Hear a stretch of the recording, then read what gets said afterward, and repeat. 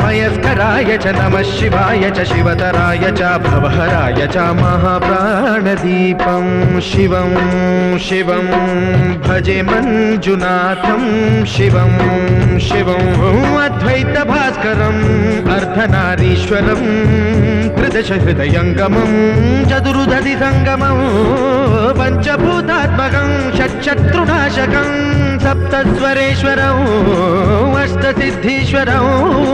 नवरसमनोहरं दशदिशासु विमलम् मेकादशोज्ज्वलं मेकनाथेश्वरं प्रस्तुतिवशङ्करं प्रणतजनकिङ्करं दुर्जनभयङ्करं सज्जनशुभङ्करं